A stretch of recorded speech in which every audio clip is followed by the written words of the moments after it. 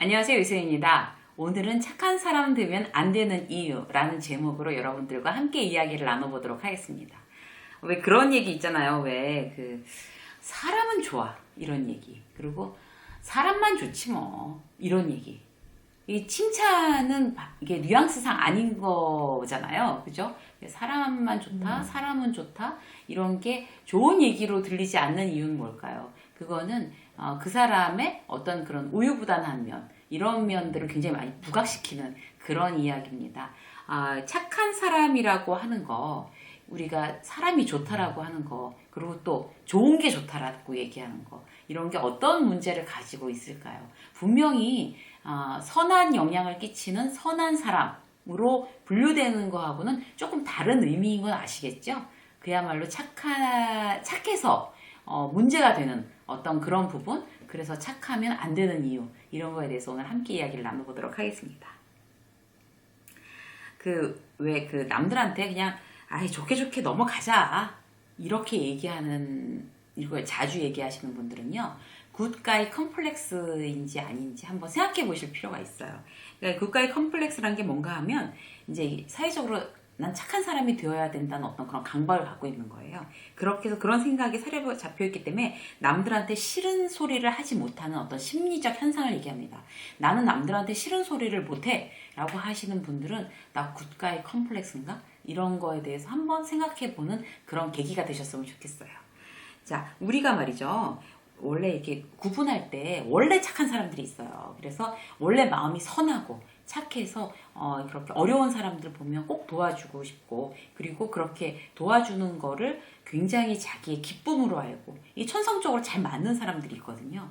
제일 제가 이제 떠오르는 대표적인 사람들은 어떤 분들인가 하면, 이번에 어떤 대한민국에서 막 대구 경북 지역에 갑자기 그런 코로나19 환자들이 막 급증했다, 이래가지고 자기 병원 문을 닫고, 요즘 이제 로컬들은 이제 휴원을 하는 경우도 되게 많은 것 같아요. 그때 이제 이 코로나 당시에. 그러면 자기 병원 문을 닫고 대구로 바로 봉사활동 가시는 의사 선생님들이 그렇게 많으셨대요. 저는 이제 그런 분들은 그야말로 선한 영향력을 끼치는 진짜 착한 분들이라고 생각해요. 더할 나위 없이. 그런데 오늘 다루고자 하는 굿가이 컴플렉스는 뭔가 하면, 그런 분들 말고, 이제 착하게, 남들한테 착하게 보여야 된다 라는 그런 이제 생각에 사로잡혀서 마음이 힘든 거죠, 마음이. 그래서 착하게 보여야 되는데 막 그런 것 때문에 강박이 있고 마음이 불편한 상태, 그런 게 이제 굿가이 컴플렉스고, 이런 식으로 착하면 안 된다는 걸 지금 오늘 말씀을 드릴 거예요. 그래서 혹시 나는 어느 쪽인가? 정말 착하면 상관없고요. 그런 것 때문에 막 남들한테 싫은 소리 못하고 남들한테 착하게 보여야 된다는 그런 강박 때문에 본인 인생이 별로 행복하지 않는 경우, 굿가이 컴플렉스를 가지신 분들은 스스로 행복감을 느끼기가 굉장히 어렵습니다. 막 굉장히 남의 눈을 의식하고 착하게 보여야 되니까. 그래서 개인적으로 행복감이 어떤 충만하다는 그런 느낌을 받지 못하기 때문에, 이런 증상은 본인이 스스로 노력해서 고치려고 해보는 어떤 그런 시도가 대단히 많이 필요한 그런 증상이 되겠습니다. 일상생활에서 이제 그렇게 착한 사람 보여야 되는데, 막 친구한테도 착한 친구로 보여야 되고, 선생님한테도 착한 학생 이렇게 보여야 되는데, 제일 문제가 이제 그렇게 개인적으로 그런 상황인 경우에는 본인이 그냥 나는 별로 안 행복해, 이런 어떤 불편, 부작용만 있는 거지만, 이게 이제 주로 회사에서 이럴 경우에는 이건 이제 조직 자체의 어떤 건강이 문제가 되고, 이 리더십 자체가 이제 만약에 윗분들이, 상사들이 이런 굿가이 컴플렉스를 가지고 있다 그러면 회사가 제대로 안 돌아가고 회사에 나쁜 영향을 끼치는 거죠. 그래서 반드시 나는 회사나 어떤 사회적으로 리더야. 그런데 난 굿가이 컴플렉스가 있어. 그러면 내가 굉장히 지금 조직에 부정적인 영향을 미칠 수도 있겠구나, 이렇게 좀 한번 생각해 보시는 것도 나를 좀 정확하게 보는 방법이 되는 것 같아요. 자, 계속 볼까요? 회사에서 이제 그런 굿가이 컴플렉스 자체가 이제 회사에서건 일반 사회에서건 남들과의 갈등을 이제 굉장히 무서워하고 이렇게 딱 직면하기를 힘들어하는 그런 스타일도 있잖아요. 어떤 증상으로 나타나면 이제 두 가지 행동 패턴이 나타나는 거죠. 이 굿가이 컴플렉스. 첫 번째는 뭔가 하면, 그냥 갈등 자체를 못 본 것처럼 이렇게 외면하는 거예요. 무시, 외면하는 거. 그래서 뭐 회사에서 뭐 어떤 이렇게 나를 이제 골치 아프게 하던 어떤 상대가 있다. 그리고 이제 부하 직원 같은 경우도 어떤 뭐 굉장히 못마땅한 어떤 행동을 한다. 이래도 그와의 이런 얘기를 내가 대놓고 스트레이트를 했을 경우에 상대가 어떤 나하고 굉장히 더 사이가 나빠지거나 그런 갈등을 느낄 거를 걱정해서 두려워해서 아예 모른 척 외면하는 거죠. 예를 들어 볼게요. 그 회사에 좀 늦게 출근, 이제 잦은 나쁜 습관이 붙어갖고 막 5분씩 계속 이제 늦게 오는 경우가 잦다. 그런 부하 직원도 그냥 이게 따끔하게 야단치는 거를 그럼 저 친구하고 내가 어떤 사이가 될까? 이제 나를 굉장히 좀 나쁜 직장 상사라고 보지 않을까라고 생각해가지고 그런 얘기 잘 안 하고 그냥 외면하는, 모른 척하는 거. 이런 거 이제 그 외면 무시의 이제 결정적인 어떤 그런 예라고 할 수 있고요. 뭐 보고서 같은 것도 이제 제대로 이게 성에 안 차는 거예요. 내 성에 안 차게 잘못 만들어놨는데도 이런 걸 또 말하면 또 싫어하겠지? 이래갖고 말 안 하고 피드백 안 하는 거. 부정적인 피드백을 후배 직원들한테 하지 않으면 그 후배 직원들은 성장하지 못합니다. 그래서 국가의 컴플렉스를 가진 리더가 있다고 하면 후배들한테는 사실 대단히 손해예요. 그런데 싫은 소리 안 듣는 게 문제가 아니라 그렇게 되면 이제 엄청나게 손해를 보는 거죠. 성장할 수 없으니까, 제대로 된 피드백을 받을 수 없으니까요. 그럼 이게 문제가 되죠. 예전에 이제 예를 들어보면 제가 이제 할 때 당시에는 외국에서 바이어들이 되게 많이 왔었어요. 그러면 이제 그 사람들을 이렇게 그 한국적인 어떤 그런 걸 구경하고 싶어하는 사람도 있고, 한국적인 어떤 그런 맛있는 음식을 먹고 싶어하는 사람들도 원래 심리가 그렇잖아요. 외국에 나가면. 그러면 그거를 굉장히 어떤 직원은 탁 맡아갖고 그 직원은 탁 이제 그 사람들의 취향에 맞춰서 그 식당도 그렇게 비싸지 않으면서도 그들한테 이제 추억이나 굉장히 좋은 인상을 줄 수 있을 만들을 잘 골라내고, 그 다음에 이제 회의를 하거나 뭐 어디 방문하거나 이런 것도 시간을 탁탁탁탁 맞춰가고 이렇게 막 매끄럽게 진행 착 되게 하는 직원이 있고, 그게 막 이렇게 본인이 센스가 부족해서 막 식당도 막 시끄럽고 막 얘기해도, 그것도 외국어로 얘기해야 되는데 얘기해도 막 잘 들리지도 않는 이런 식당 막 데려가고 막 줄 서서 기다려야 되고 이런 데 가고, 회의 시간도 딱딱 못 맞춰가지고 막 PPT 자료는 뭐가 좀 잘못됐으니까 잠깐만 기다려 주십시오 이러고 막 그때 가서 만지고, 이런 부하 직원이 있다고 치자고요. 그러면 어느 쪽 직원이 훨씬 더 리더한테 맞겠어요? 원래 전자의 한 그런 리더가 맞겠죠. 근데 후자의 한 그렇게 막 버벅대고 잘 못하고 운영 자체를 잘 못하는 직원한테는 딱 불러다가 이렇게 한 게 잘못됐고 이게 잘못됐다고 해서 완전히 그냥 한 번쯤은 눈물이 쏙 빠지게 그냥 따끔하게 힘든 얘기를 해줘야 되는 거죠. 본인이 능력이 없어서가 아니라 뭔가 이렇게 긴장감이 덜하고 프로 근성이 부족해서 그렇게 제대로 철두철미하게 준비 못한 거는 직장 상사가 따끔하게 얘기를 해줄 때 뜨거라 그러면서 이제 막 굉장히 속상하긴 하지만 그때 이제 딱 고쳐가지고 그런 어떤 피드백을 받아서 딱 고쳐가지고 나중에 더 잘할 수가 있는 거잖아요. 근데 피드백을 안 해주면은 내내 모르는 거죠. 내내 그냥 이렇게 하면 되나 보다 이렇게 하면 그 사람 성장을 못하는 거예요. 그래서 상사가 굉장히 중요합니다. 상사가 눈물 빠지게 얘기해주는 상사를 그렇게 싫어하면 안 되는 거예요. 후배 입장에서도. 또 예를 들어볼까요? 어떤 게 있냐면 예를 들어서 아파트 단지에서 이제 바자회를 했다고 치자고요. 아파트 단지에서 이제 바자회를 불우이웃 돕기 바자회를 했던지 뭘 하든지 뭐 독거노인을 돕기 위한 바자회를 했든지 좋은 취지에서 바자회를 했어요. 그래서 그런 거 나중에 이제 그 물건 사고 막 이렇게 하고 다 이제 끝나고 나서 뭐 이렇게 이 아파트 사람들을 이렇게 이제 모여서 이렇게 막 다과회하면서 회의하면서 뭐 어땠는지 서로 피드백하고 이런 거인데, 진행하는 사람들한테 너무 좋았어요. 굉장히 이제 허점도 많고 어설픈 것도 많았는데 내가 뭐 그런 걸 얘기해줘서 나한테 무슨 이익이야 해갖고 너무 좋았어요 이렇게 해주는 사람과 좋았는데 이런 점은 다음에 할 때는 좀 수정하면 훨씬 더 좋아질 것 같다 라고 얘기해주는 사람, 누가 결국에 더 착한 사람이냐는 거죠. 누가 더 유익한 사람이냐는 거죠. 그런데 이런 사회 전반에 대해서 내가 국가의 컴플렉스가 있어서 그런 얘기를 제대로 못하는 거는 어디에도 유익한 영향을 못 끼치는 거죠. 그래서 이런 부분들은 좀 진정한 의미에서 내가 그야말로 선한 영향력을 끼치려면 어떤 이런 그런 국가의 컴플렉스는 어떻게든지 딱 벗어버리려고 노력을 해야 되겠다. 이런 생각을 해야 되는 거죠. 또 이런 경우도 있어요. 그러니까 양보하는 거죠. 그러니까 자기가 좀 손해 보는 것 같아도 내가 맞추고 만다. 이런 상황들 많잖아요. 그죠? 그가 옳지 않은데 내가 막 굳이 얘기해서 막 사이가 틀어지고 싶지 않아서 그냥 내가 양보하고 말지 뭐. 회사에서 대표적인 사례는 뭔가 하면 그 이제 후배 직원들이 막 이렇게 일을 하고 있고 막 그러면 누굴 불러다가 다 일하고 있으니까 막 시키기가 미안해서 그냥 내가 하고 마는 이런 상사가 가장 무능한 상사입니다. 그러니까 왜냐하면 내가 하고 말면 후배 직원들은 편한데 결코 그게 후배들한테 좋은 어떤 영향력은 아닌 거죠. 그러니까 내가 막 다 쥐고 일을 하는, 왜 직장 상사인데 리더인데도 막 자기가 막 일을 다 쥐고 하는 사람들 있잖아요. 이렇게 탁탁탁탁 나눠주고 키우고 성장시키고 이런 걸 못하고. 그러면 조직 자체에 그런 어떤 그런 양보에 젖어 있는 국가의 컴플렉스의 행동 패턴 중에 어떤 양보라는 거에 이렇게 딱 매여 있는 리더가 있으면 그 조직도 건강하지 못합니다. 그래서 혹시 내가 그렇게 애들한테 시키는 게 참 미안해서 내가 다 쥐고 있나 일을? 이런 거 한번 생각해 보시고요. 그럴 땐 과감하게 정말 그들을 위해서 일을 분배하는 어떤 그런 과감함이 필요합니다. 국가의 컴플렉스를 가진 사람 입장에서는 그것도 과감함이 결단이 필요한 거죠.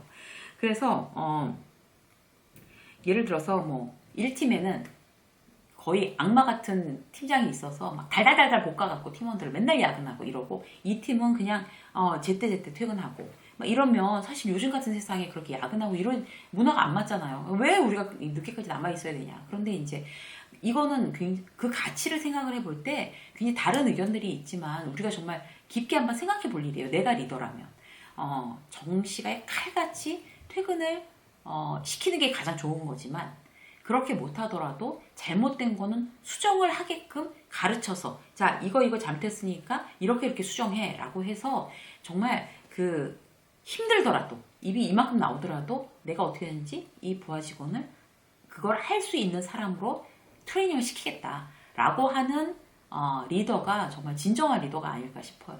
그래서 그 시간을 근무 시간 조정하는 것도 리더의 능력입니다. 그래서 제일 좋은 거 따끔하게 반치고 정신 똑바로 차리고 집중하게 해서 제 시간이 딱 끝나고 보내는 거, 이게 제일 좋은 리더죠. 어쨌든 중요한 건 뭔가 하면 내가 다 일을 싸쥐고 있거나 가르치지 않고 부정적인 피드백을 안 하는 거, 이런 거에선 벗어나야 정말 좋은 리더가 될 수 있는 겁니다. 이게 뭐 꼭 회사뿐만이 아니라도 집에서도 마찬가지죠. 부모님이 애들한테 막 싫은 소리 하기 싫고 뭐 애들한테 그런 가르치기보다 그냥 내가 하고 말고 막 이런 거 있잖아요. 왜 애들하고의 갈등이 두려워서 자식을 똑바로 가르치지 않는 그런 부모도 국가의 컴플렉스 중에 하나라고 볼 수 있습니다. 이런 것도 이제 고쳐야 되는 거죠. 자, 그러면 우리가 어떻게 하면 이런 부분들을 좀 간단하게 좀 노력해서 고쳐낼 수 있을까? 그 방법을 한번 생각을 해보면요. 솔직한 대응이 가장 갈등 해결의 시작이라고 할 수 있습니다. 그러니까 어떻게 생각을 하냐면, 저 사람만 중요해서 내가 저 사람한테 맞추는 것도 아니고, 내가 중요해서 저 사람하고 갈등이 심해지는 거를 내가 중요한 사람이기 때문에 그걸 갖다가 피하는 것도 아니고, 나도 중요하고 당신도 중요하다, 상대도 중요하고 나 둘 다 중요하다. 그러니까 이 갈등은 정면으로 맞닥뜨려서 풀어야 한다라는 그런 생각을 하는 게 굉장히 중요한 것 같아요. 포인트인 것 같아요. 그래서 그냥 좋은 게 좋은 거야. 그게 과연 누구한테 좋은 걸까요? 나한테 좋은 걸까요? 상대한테 좋은 걸까요? 문제는 해결을 해야지만 나한테나 당신한테나 다 좋은 거라는 어떤 인식의 전환이 대단히 필요합니다. 그래서 그렇게 이제 생각을 하는 게 첫 번째고요. 두 번째는 뭔가 하면 이제 그 인식을 바꿔서 당신한테도 나한테도 어떤 좋은 결과가 있어야 돼. 그러기 위해서 이 갈등을 정면으로 맞닥뜨려서 솔직하게 해결을 해야 돼 라고 생각을 했다면, 두 번째, 긍정적인 결과에 대해서 내가 기대하는 거예요. 내가 나 스스로 최면을 거는 거죠. 긍정적인, 그러니까 예를 들어서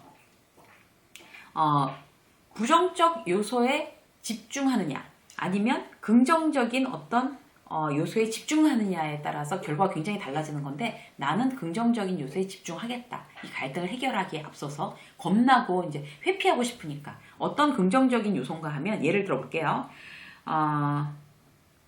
자, 슈퍼바이저가 있어요. 그러니까 직원이 있는데 이제 막 매장을 이제 이렇게 지점들을 이렇게 다녀서 이제 그렇게 열심히 일하라고 이제 이렇게 얘기를 했어요. 그런데 그 거짓말하고 그런 매장을 굉장히 열심히 안 다녀요. 그렇게 됐을 경우에 어떻게 해야 되냐면 따끔하게 불러서 야단을 쳐야 되잖아요. 그러면 긍정적인 어떤 요소에 더 집중하는 거죠. 저 슈퍼바이저, 저 내 후배 직원은 이렇게 해서 나한테 이렇게 막 굉장히 싫은 소리를 듣고 정확하게 논리적으로 지적을 당해서 그 부분을 고치면 훨씬 더 훌륭한 슈퍼바이저가 될 수 있을 거야. 그리고 우리 둘의 연대감은 더욱더 강해질 거야. 왜냐하면 상황이 더 좋아지니까. 지점을 많이 다니면서 이 친구가 더 일을 잘하면 성과도 더 나고 그럼 우리는 팀워크가 더 좋아지고 더 좋아질 수 있어. 우리의 그 릴레이션십이 라고 하는 어떤 긍정적인 결과에 계속 집중하는 거예요. 그럴 수 있어. 그렇게 될 거야. 라고 생각하고 이제 얘기를 하는 거죠. 얘기를. 자, 또 하나 예를 들어볼게요. 굉장히 다들 이제 피곤하고 무슨 프로젝트 준비하느라고 힘들었어요. 그런데 어떡하지? 이 일을 그냥 내가 리포트 내가 쓰면 3시간이면 써요. 근데 누구를 김대리를 시키면 이틀이 걸릴 거예요. 왜냐하면 중간에 이제 다시 피드백 해줘야 되고 수정하라고 그러고 이제 잘 못 쓰니 내가 하는 것보단 잘 못하니까 내가 3시간에 쓸 거냐 아니면 김대리를 이틀에 걸쳐서 고생을 시킬 거냐 이럴 때도 긍정적인 양보하지 말고 긍정적인 어떤 결과에 대해서 먼저 생각하는 게 중요하죠. 내가 힘들게 피드백을 계속 해줘서 김대리가 이틀 안에 완성을 하면 그 다음 보고서는 하루 만에 쓸 거고 그 다음 보고서는 한나절이면 쓸 거고 그렇게 몇 번 반복하다 보면 3시간 만에 쓸 수 있을 거야. 그렇게 김대리를 위해서 굉장히 좋은 어떤 성장시키는 방법이야 라고 하고 지금도 일이 많아서 끙끙거리는 김대리 불러다가 이 보고서도 넘기는 게 그게 국가의 컴플렉스를 내가 이제 벗어던지는 어떤 두 번째 단계입니다. 자, 세 번째 볼까요? 이제 어떤 갈등 극복을 위한 어떤 그런 내가 이제 어떤 누구와의 갈등 극복을 하기 위해서 맨 처음에 이제 내 생각을 바꿨고 그 다음에 긍정적인 결과에 집중했고 마지막으로는 그러면 내가 과연 해결을 위해서 어떻게 해야 될지를 적어보는 게 되게 중요해요. 그러니까 예를 들어서 예를 들어 볼게요. 이것도 내가 들었는데 김대리가 굉장히 나의 뒷담화를 하고 다닌다는 거예요. 김대리가. 그래서 어떤 부분이 불만이라고 그러고 뒷담화를 하고 다닌다는 얘기를 들었어요. 근데 내가 이제 국가의 컴플렉스가 있어갖고 일로 와봐 김대리 딱 불러다가 너 내 욕하고 다닌다며 이렇게 얘기는 도저히 못하는 성향이라는 거죠. 그렇게 할 수도 없고 하고 싶지도 않고 그런데 이 갈등 해결은 어떻게 해야 될까요? 그러면 첫 번째, 두 번째 이제 인식을 바꾸고 긍정적인 결과에 대해서 기대하는 어떤 그런 세뇌를 나 스스로 이제 마인드 컨트롤을 하고 세 번째 뭔가 하면 쉬운 것부터 그러니까 해결 방법에 적어보는 거에 일단 리스트업 한 다음에 쉬운 것부터 이제 액션을 옮기는 거죠. 예를 들어서 첫 번째는 뭔가 하면 일단 문자나 메일을 먼저 보낸다. 그게 이제 대면 이렇게 얼굴 눈 보면서 말하는 것보다는 굉장히 쉬울 것 같잖아요. 그래서 자 제일 쉬운 방법 문자 보낸다. 두 번째 이제 메일을 보낸다. 그래서 이만저만한 했다고 하는데 이게 사실이냐 내가 오해한 거냐 무슨 뜻으로 그랬는지 난 좀 해명을 듣고 싶다 라고 하는 게 내가 뭐 떨려서 말을 못하겠다고 하면 그런 문자나 메일이 좋은 방법이 될 수 있습니다. 이게 더 쉬운 방법이니까 이거부터 먼저 시도하는 거예요.